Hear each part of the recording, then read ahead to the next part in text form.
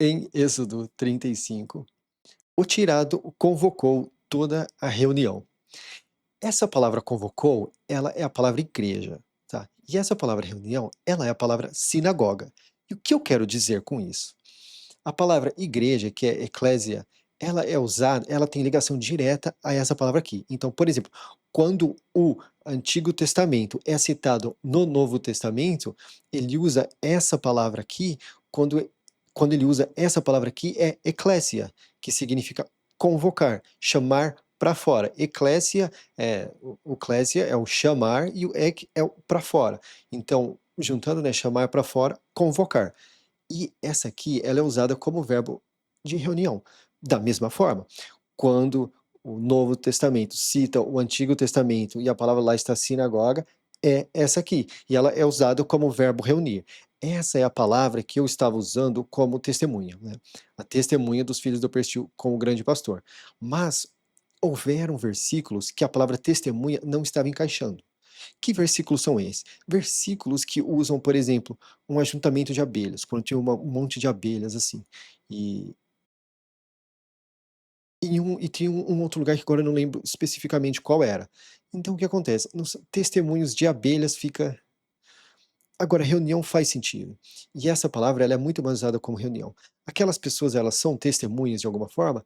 Ah, sim, mas quando você reúne várias testemunhas, você tem uma reunião, porque um falando sobre isso, outro falando sobre aquilo, isso é a definição de reunião. Então, eu achei mais digno, por conta de o grego usar o verbo reunir, jogar isso aqui do ponto de vista do grego para dar essa porque se eu misturo o que o hebraico nos dá e o que o grego nos dá, reunião é mais tem um encaixe melhor, pelo menos no nosso idioma, o português. Essa também é a palavra que os testemunhos de Jeová usam para justificar o nome da religião deles. Esse testemunhos de Jeová, eles tiram disso aqui. Tá? Então, a mesma palavra que usaríamos, né? Então, por exemplo, testemunhos de Jeová, aquela mesma palavra poderia ser sinagoga de Jeová.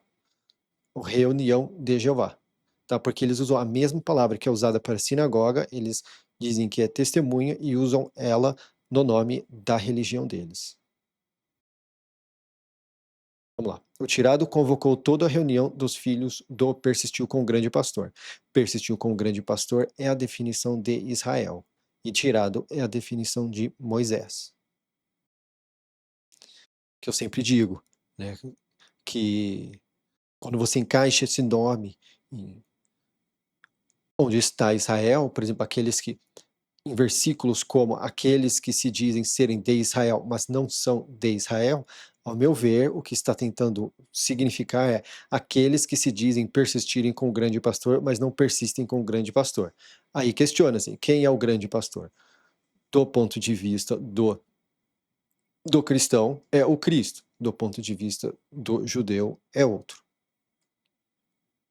Da religião judaica, não messiânica.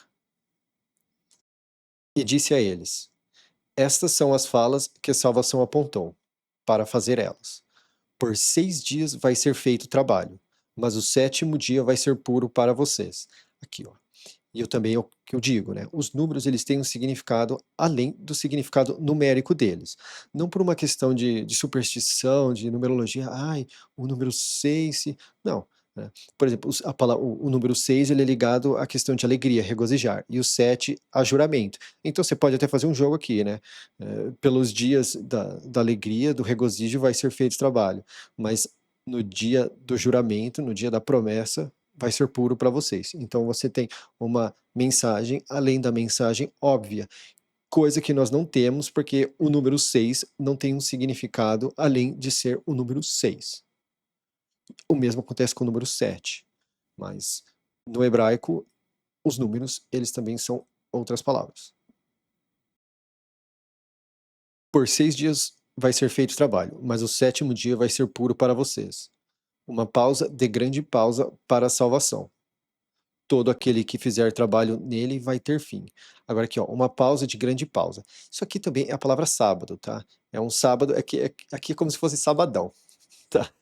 Eu vou até confirmar aqui, Isso aqui é engraçado também. Primeira vez que eu vi, falei assim, poxa, até a pronúncia é parecida, né? Olha lá, ó, sabadão. Vai ser uma pausa, uma grande pausa. É sabatão. É legal, fica parecendo um sabadão. Chegou o sabadão. Então aqui. E a mesma coisa, né? A palavra sete também ela é o verbo de significa pausar, dar uma pausa, e ela também significa juramento, promessa. Então essas três coisas elas são muito próximas no idioma tradicional do Antigo Testamento, que é o hebraico. E no grego a palavra é muito parecida com a palavra que nós usamos para pausa, né? A transliteração dela é P-A-U-A, inclusive. Tipo, se você tira o S, é a transliteração da palavra. Então, assim, né, é usado como verbo pausar no Antigo Testamento. E no grego até parece com a forma que nós falamos pausa. Então, né, pausa. Para salvação. E aqui outro lugar. Aqui seria a palavra Yahweh, Jehová, Jeová, Senhor toda em maiúsculo. Essa é aquela palavra. E mais um lugar onde ela demonstra que de fato aquilo significa, o nome dele, a fama dele significa salvação, né? Uma pausa de grande pausa para a salvação, porque todo aquele que fizer trabalho nele vai ter fim, e se você não fizer trabalho nele, você vai estar salvo. Uma pausa para a salvação. Aqui nós temos um duplo sentido também, então, o que demonstra que em mais um lugar confirma-se que a verdadeira fama do Salvador é salvação. Vocês não vão fazer fogo consumir em qualquer das moradias de vocês no dia da pausa. Agora isso aqui é legal, porque vocês não vão fazer fogo consumir. Tem muitos lugares que vocês não vão acender fogo. Eu acho que nas traduções tradicionais vai estar lá, vocês não vão acender fogo. Só que o que acontece? Sempre tem um espertinho, né? Ai, vamos acender um fogo na sexta-feira à tarde, porque daí a gente não vai estar acendendo um fogo no sábado. Mas não é não acender fogo, é não fazer o fogo consumir. Então, o fogo não pode estar queimando no sábado. Essa é a mensagem disso aqui, tá? Ela tem uma aplicação espiritual inspirada além disso, mas eu não vou falar sobre isso agora, porque para mim não está 100% clara do que é. Se eu falar aqui, vai faltar clareza da minha parte, então é melhor eu falar mais adiante. O tirado disse a toda a reunião dos filhos do persistiu com o grande pastor, dizendo, lembrando que essa palavra reunião é a palavra sinagoga do grego. Ela é ligada diretamente à palavra sinagoga do grego. Quando eles citam isso aqui, eles usam a palavra sinagoga.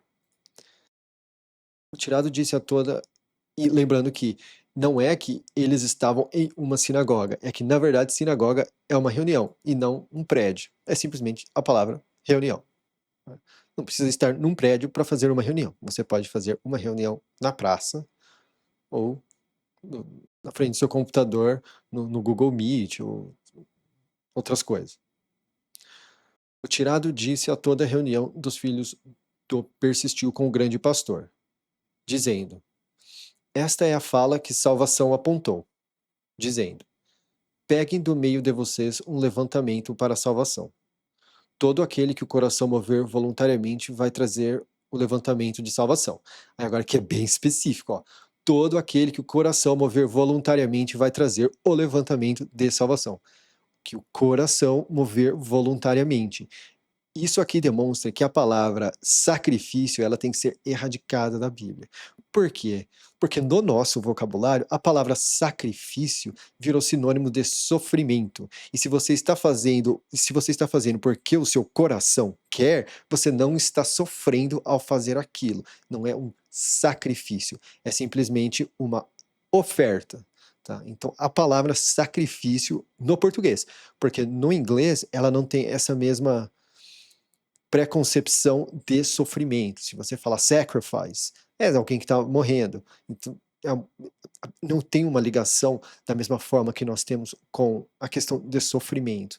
Tá? Então, nas Bíblias, em português, a palavra sacrifício ela tem que ser completamente trocada por oferta de carne ou algo assim. Por quê? Porque aqui descreve todo aquele que o coração mover voluntariamente vai trazer o levantamento de salvação.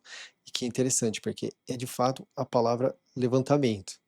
Então, por exemplo, sabe o nome do Abraão, que é o primeiro nome dele, que é Abrão, que é pai levantado, é aquela mesma levantado. Então é interessante que qual é o levantamento de salvação? No sentido espiritual inspirado. Jesus significa salvação, Jesus também significa salvação. Então, o levantamento de salvação, nós temos uma ligação direta à cruz. Então, ó, todo aquele que o coração mover voluntariamente vai trazer o levantamento de salvação. Então, ao meu ver, isso aqui também é significante porque você não consegue forçar que a pessoa adore Jesus salvação. O coração dela tem que mover voluntariamente a adoração, a levantar a salvação, levantar a cruz no coração dela. Então, por exemplo, todas as guerras que teve, que era para enfiar o cristianismo na galera, no coração das pessoas, foi tudo, né, ao meu ver, uma forma incorreta de fazer o serviço. Então vamos lá. Todo aquele que o coração mover voluntariamente vai trazer o levantamento de salvação. Ouro e prata e cobre. Agora tem muitos lugares que esse cobre vai estar como bronze. Só que é mais provável que seja cobre. Porque também usa-se, é muito parecido com a palavra cobrar. Então é engraçado como cobre e cobrar é parecido no português e também no hebraico. A palavra para cobre e para cobra também é parecido. E tem um significado por trás disso por conta do brilho da pele da cobra. E, por exemplo, para fazer bronze você precisa de cobre. Então, tecnicamente, o bronze é cobre. É cobre misturado com outra coisa. Mas o inverso não seria de fato. Nem todo. Você não precisa de bronze para fazer cobre, mas você precisa de cobre para fazer bronze. Então, ao usar cobre, você cobre as duas bases, tá? Mas tem muitas traduções que, ao invés de cobre, vai estar bronze. E azul céu, e púrpura, e verme do vermelho escarlate. Agora, por que coloquei um vermelho tão grande assim? Tem dois vermelhos da Bíblia, tá? Um é o vermelho solo, que é vermelho Adão, que é o vermelho sangue. E o outro é o vermelho escarlate. E esse verme do vermelho escarlate, eu chamo de verme do vermelho escarlate, porque é um vermezinho, que eu explico aqui, a cada alguns episódios eu explico novamente, que o bichinho morre e a mãezinha morre e os filhotinhos comem o corpo da mãe, que é basicamente o que nós fazemos com o Cristo. O Cristo sendo o corpo, nós comemos do corpo dele para sobreviver e crescermos. O que é o corpo dele? É a palavra, é o verdadeiro pão. Então, eu não gosto de simplesmente colocar vermelho aqui ou alguma coisa assim, que é para não perder essa conexão bonita que tem diante do Cristo. Elinho branco e cabras. E peles de carneiros em vermelho solo. Aqui, ó. Esse aqui é o outro vermelho. O vermelho solo seria o vermelho Adão, tá? Mas como eu traduzo Adão para solo, é o vermelho solo. E peles de texugo, e madeiras de acácia espinheira, e gordura líquida para a iluminação, e aromas para a gordura líquida de passar com a mão, e para a fumaça de extratos. Aqui, ó. Ah, não, já expliquei. Tem duas palavras nas traduções tradicionais que eles confundem. Eles usam as duas para queimar, mas uma é queimar para fazer fumaça e a outra é queimar para erradicar, tá? Então, tem uma diferenciação que eu comento, que uma coisa quando você quer que o Salvador arranque algo de você, e você coloca aquilo em oração e você sente paz, tudo aquilo, aquilo é queimado, porque você sente a inspiração pura, e diante daquilo que você colocou, quando tem aquele derramar, aquilo é queimado. E o simples fumaça é quando você agradece a ele, né? Então são dois elementos diferentes da oração. É aquela oração que você se arrepende grande de ter feito e você quer que ele se desfaça, ou alguma coisa que ele quer que te arranque da sua vida, aquilo é queimado no seu coração. E os agradecimentos faz fumaça, é como se fosse incenso das coisas boas. Então, as traduções tradicionais, elas chamam tudo de queimar, mas um é fazer fumaça daquilo e o outro é queimar. E pedras da fama e pedras para preenchimento, para o colete base e para a bolsa peitoral. Tá. Colete base e bolsa peitoral, aqui está bem literal, tá? Por que que é colete base? Por que base? Porque é nele que a bolsa peitoral liga. E por que bolsa peitoral? Porque em muitos lugares está como peitoral. Então fica parecendo que é uma armadura absurda. Mas não é. É um lugar onde, inclusive, guarda as coisas. É feito de pano. É mais próximo a uma bolsa do que a uma armadura de cavalheiro, tá? Então é simples, é o colete que serve de base para um peitoral que é usado como bolsa. E todo sábio de coração no meio de vocês vai chegar e vai fazer tudo o que o Salvação apontou. Aqui é legal também, porque, ao meu ver, esse sábio de coração, ele tem uma ligação reta, direta. Por exemplo, o que, que seria um sábio de coração? Quando você tem o coração sábio, é quando você está na busca, quando você está persistindo com o grande pastor, vocês têm sabedoria no coração. No Novo Testamento, tem algumas coisas que o Cristo faz que quando você vai em Provérbios, eles descrevem aquilo como sabedoria. Então, ao meu ver, o sábio de coração é a pessoa que tem o Cristo, Jesus, salvação no coração. Então, e nós vemos que ele vai, é dito algumas vezes, tanto aqui em Êxodo quanto depois em Levítico, que e como ele afeta esses sábios de coração. Aqui, ó, a moradia, a tenda dela e a cobertura dela. Agora aqui nas traduções vai estar tabernáculo, vai ter um monte de a moradia até que não, mas essa palavra tenda, nas maiorias das traduções, vai estar como tabernáculo. A moradia, a tenda dela e a cobertura dela, os ganchos dela e as pranchas dela, as travessas dela, os pilares dela e as bases dela, a caixa e as partes de transporte dela, a tampa e o rompedor da cobertura. Esse rompedor é o famoso véu, que eles falam, o véu rompeu, tá? No Novo Testamento, né? Quando a coisa toda acaba, o véu se rompe. Então, é engraçado porque o nome dele de fato é rompedor. Então, quando fala, o véu rompeu, o véu rasgou. Na verdade, não é rasgou, é rompeu. Porque essa palavra ela se encaixa ao decorrer da Bíblia muito mais como romper do que rasgar, porque nem tudo rasga da forma que esse verbo usa a palavra, mas tudo que esse verbo usa rompe. Então, então é interessante como se chama rompedor no idioma tradicional. É como se eles já soubessem que aquilo ia romper entre o lugar puro e o puro dos puros. Que eu falo que o puro é a pessoa que está purificada diante da salvação, através da busca, através do coração, através das queimadas das coisas que ela faz errada, através de fazer fumaça das orações, no sentido inspirado, espiritual. Não, você vai queimar coisa por aí e acender incenso. Não é essa a mensagem. Então, ao meu ver, o fato de véu se chamar rompedor é como se eles já soubessem que haveria um rompimento naquilo. E o que que é rompimento?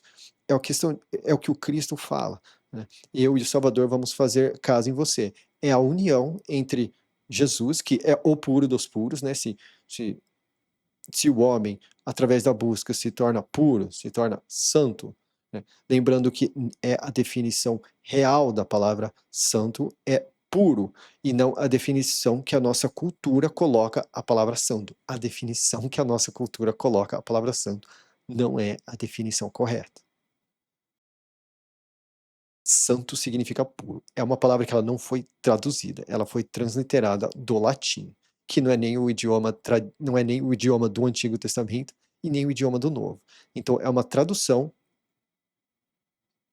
é uma portuguesificação de, de uma transliteração. E é. Então, o puro seria a pessoa que está na busca e buscando o Salvador com o coração através do daquelas orações de verdade, do coração sincero e da busca, daquela alegria que você sente no coração quando você faz aquilo tudo, aquilo te torna puro, mas você precisa permanecer puro, e daí também é outra coisa, né. Então, se essas pessoas são os puros, né, quem é o puro dos puros é Jesus, salvação, Cristo, né. Então, o que que seria uma ruptura, um rompimento? Seria quando os 2 se tornam um, né.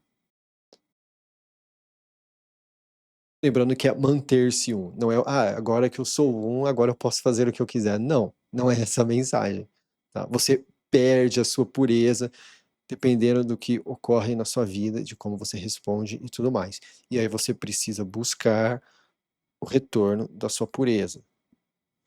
Como? O bom livro ensina, né. A mesa e as partes de transporte dela, e todos os objetos dela e o pão da face. Agora o pão da face é legal, porque tem muitos lugares que é pão da presença, mas essa é a palavra face. Essa palavra, ela é usada como face. E daí o que que seria o pão da face, né? Porque o pão está escrito que é a palavra de Deus. Então o que que seria o pão da face? A palavra que você está à sua frente, tá? Obviamente que eu falo é no sentido espiritual, porque lá eles tinham um pão literal que ficava lá no templo e fazia isso. Mas a aplicação espiritual inspirada para nós, o pão da face é simplesmente a palavra que você lê na sua frente. E a luminária da iluminação e os objetos dela, e as lâmpadas dela. Na verdade aqui é chamas. E a gordura líquida da iluminação. E o lugar de oferta da fumaça, aqui ó, que é diferente do outro, e as partes de transporte dele. E a gordura líquida de passar com a mão, e a fumaça de extratos, e a cobertura da abertura para a abertura da moradia, o lugar de oferta da ascensão e a grelha de cobre dele, as partes de transporte dele e todos os objetos dele, a bacia e a base dela, os velames do cercado. Tem muitos lugares que esse velames vai estar cortina, mas é bem mais pesado do que cortina pela própria descrição da coisa toda. E tem uma outra palavra que é cortina, que de fato parece mais uma cortina. Então isso aqui parece mais um velame, né, como se fosse algo que usa-se num barco para puxar, como se fosse, que é mais pesado. Os pilares dele e as bases dele, e a cobertura do portal do cercado. Tem lugares que vai estar portão, mas pela descrição de como isso é usado ao decorrer da Bíblia, é mais próximo que seja portal. Os pinos de fixação da moradia e os pinos de fixação do cercado, e as cordas de tensão deles. Por que cordas de tensão? Porque tem uma outra palavra que é usada para cordas. Essa aqui ela é um pouco diferente. Então, para manter a consistência, corda de tensão, porque ela era mais usada nesse sentido. Os trajes de sobrevivência para auxiliar no puro. Os trajes puros para o grande monte, o operador de pureza, e os trajes dos filhos dele para operarem pureza. Agora, isso aqui é bem legal. Mas eu vou deixar para o próximo episódio, que essa aqui é uma explicação longa. E legal também.